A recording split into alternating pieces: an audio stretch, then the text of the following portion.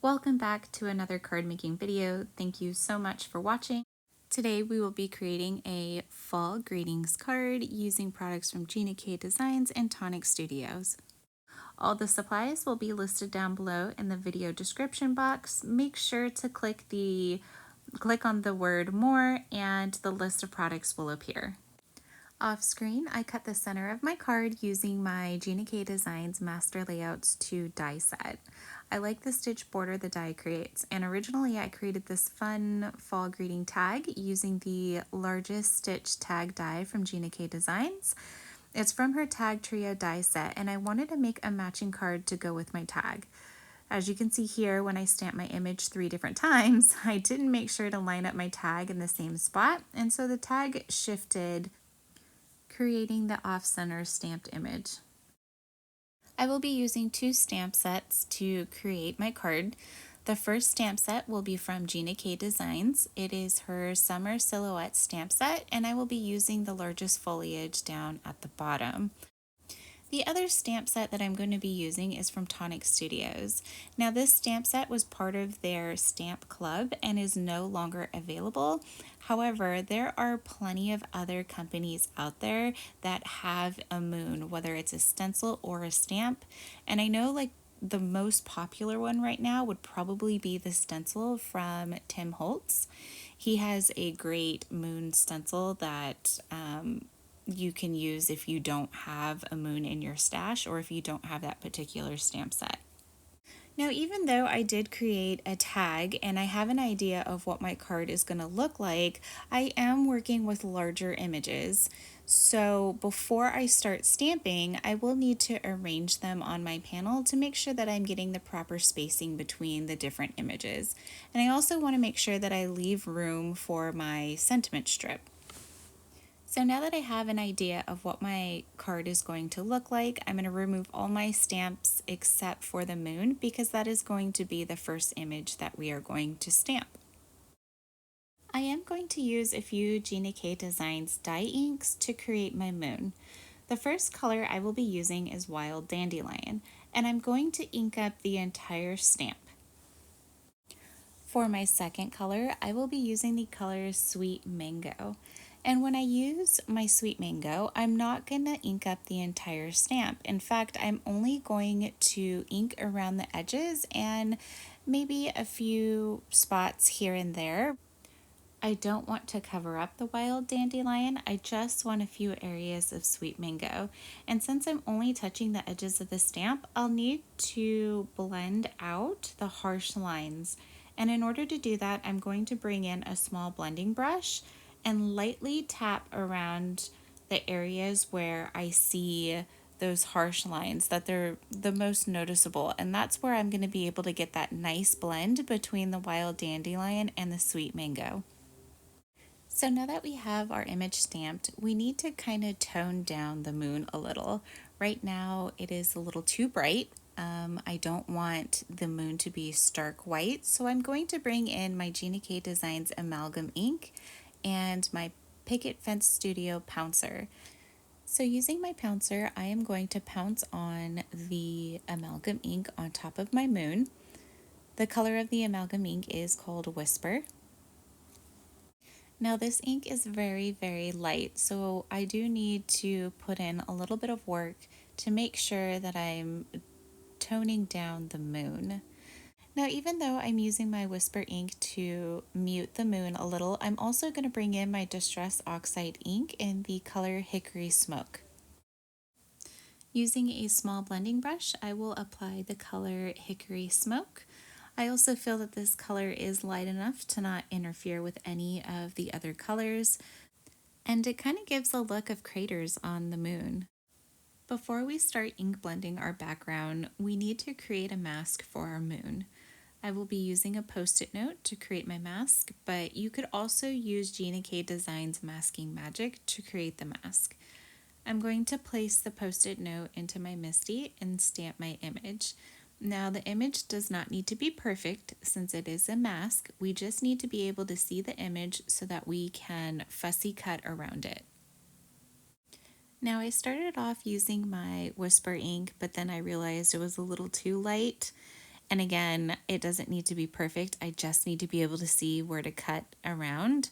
But I end up switching to the sweet mango since it was right there. And now I'm going to use my Simon Says Stamp scissors to go ahead and fussy cut around the moon. And I was lazy. I didn't cut the entire moon out. I just cut enough to mask off my corner on the card.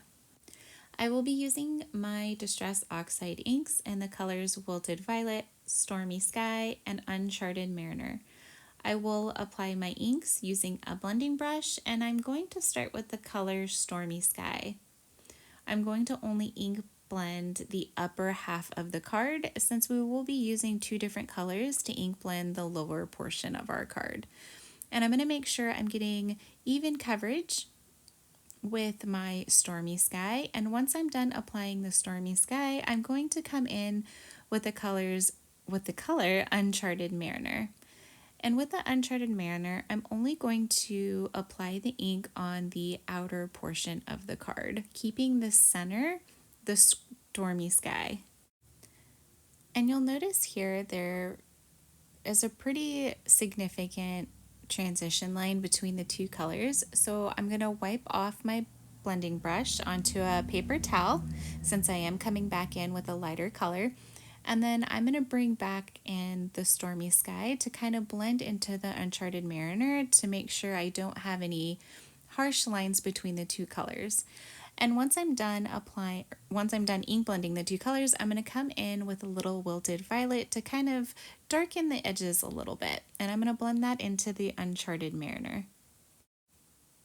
And once I'm done with the Wilted Violet, I will then bring back the Uncharted Mariner to make sure those two colors blend well together.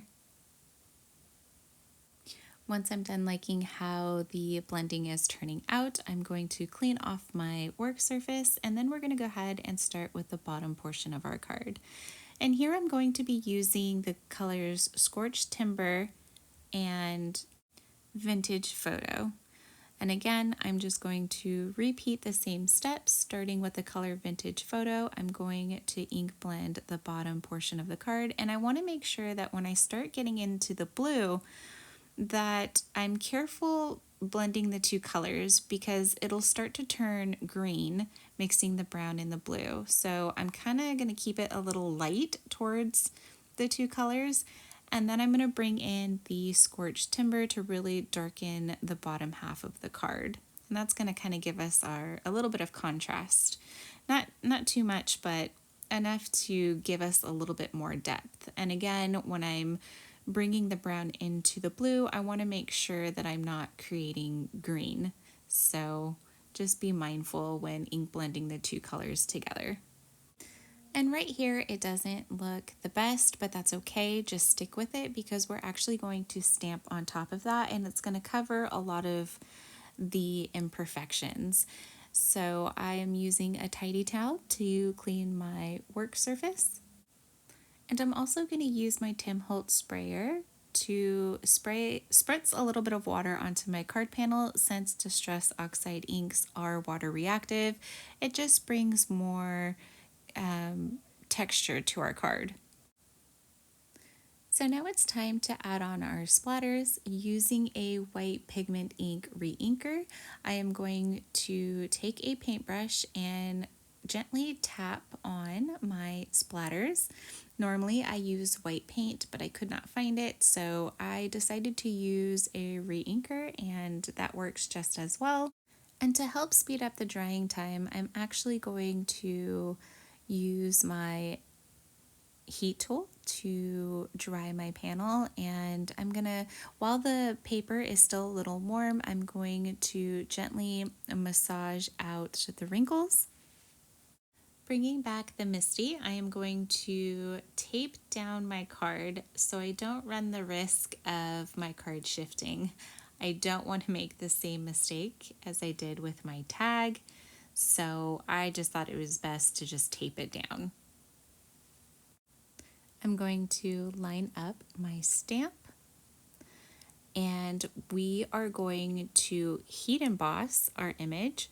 So I do need to prep my card panel, And this is a large stamp, so I'm actually going to make sure I don't have any air bubbles, because those air bubbles will interfere with your stamping and you won't get the best image.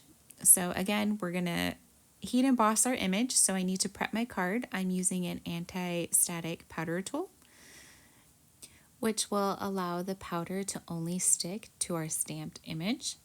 And I'm going to use my Versamark clear sticky ink to ink up my stamp. Once I'm done stamping, I will bring in my black embossing powder, and I want to make sure I sprinkle on the embossing powder onto the entire stamped image. It's just easier to dump the powder on a scrap piece of paper and funnel that back into my container. To keep my card from warping too much, I will preheat my heat tool off screen, and then we're going to go ahead and melt our embossing powder.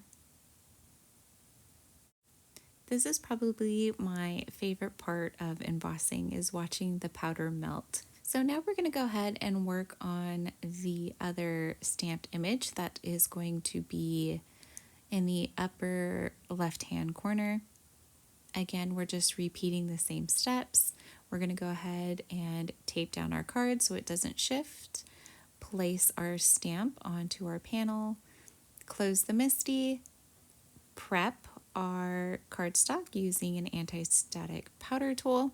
This one is from Tailored Expressions. I really like this tool a lot. There's a few different, there's like a powder bag, and then there's another, I think it's by EK Success. I don't recommend that one. I do have a powder bag and I use that as a backup, but I have found that my favorite has been from Tailored Expressions.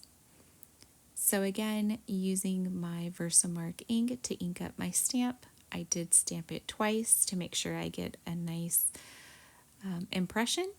And then I'm going to remove this from my Misti and sprinkle on my black embossing powder. Sometimes your embossing powder tends to cling outside of the stamped image, and that's okay. It might have been an area the anti-static powder may have missed, or you accidentally touched after applying your powder. So all you need to do is get a dry paintbrush and gently wipe away the excess powder. Or sometimes all it takes is for you to just blow on it on those areas, and that works as well. So now we're going to go ahead and work on our sentiment again with embossing. We're just going to prep our cardstock, and we're going to stamp our sentiment with our Versamark clear sticky ink. And instead of using black embossing powder, because we're using black cardstock, we're going to actually switch to white embossing powder. To cut out my sentiment, I will be using my Gina K Designs sentiment strip die set, and I will go ahead and run that through my die cutting machine. I needed some dimension on my card, so I decided to adhere my sentiment using thin 3D foam squares. I really enjoy these 3D foam squares because the release paper is super easy to peel off. There are some 3D foam squares that I absolutely hate because trying to take the release paper off is so difficult, but I really enjoy these. To help me line up my sentiment, I'm going to bring in my T-square ruler, and then I also apply liquid adhesive to the back of the foam squares, and that's going to allow me to make sure that my sentiment strip is in the perfect spot. So if I needed to adjust, I have the liquid glue that'll allow me to move my sentiment and make sure it is nice and straight. In addition to my white splatters, I wanted to bring in some shimmer. And so I needed to mask off my sentiment since I didn't want any of the splatter to land on the sentiment. So I'm actually using the Post-it note from my moon, and using the same sentiment strip die, I'm going to cut out basically a mask for my sentiment. And I know this is going to perfectly fit on top of my sentiment since it's the same die I used to cut it out.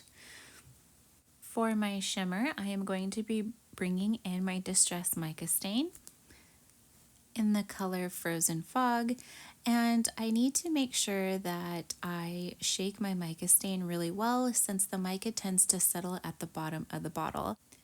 Same as I did with my white re-inker, I'm going to apply some of the mica stain to my acrylic block, and I'm going to use a paintbrush to flick on the Frozen Fog. And the reason I didn't spray the Frozen Fog, because it is in a spray bottle, is it's too aggressive. Like, I would get too much mica, and I just want some splatters here and there. So using a paintbrush was the best option to apply my mica stain. I know it's really hard to see the shimmer on camera, but just know that in person it's definitely shimmery and it is noticeable. I'm also being very careful when splattering over my embossed image, only because the mica stain has a hard time drying on the embossing powder. So what I'm going to do is I'm going to dip my brush into the mica stain and manually fill in some of the areas that the mica had missed. And this process does not need to be perfect. It's literally just kind of filling in areas that did not get any of the shimmer, so that way we have shimmer throughout our scene. So now that I'm done adding our shimmer, I'm going to go ahead and remove our mask from our sentiment. And I will finish our card by adding my Studio Katia Magic Pearls. I'm going to use my embellishment wand to pick up my pearls, and I will adhere them using my Gina K Designs Connect Liquid Adhesive. I'm also going to use the Master Layouts 2 die set again, and I'm going to cut out the layering panel, and this will give me a nice thin border to frame my scene. Using my Connect glue, we're going to go ahead and adhere both panels together. Today's card base is A2 in size. It is 4 1/4 by 5 1/2, and it is a top folding note card. And we're just going to go ahead and adhere my panel to my card base. Now, normally I don't generally decorate the inside of my cards. I kind of leave them plain so that way I can write my message. But today I thought I would use the same stamped image, the same foliage stamp, and stamp the inside of my card. I want a very light stamping, so the perfect ink would be the Gina K Designs Amalgam Ink in the color Whisper. And I love this color because it's subtle enough to be able to write on top of if you have a long message for your recipient, but it's also dark enough to where you can actually see the stamped image. And that will complete today's card project. I hope you enjoyed this video. I would love it if you can like and subscribe to my channel, and to all my existing subscribers, again, thank you so much for your continued support. Until next time, bye!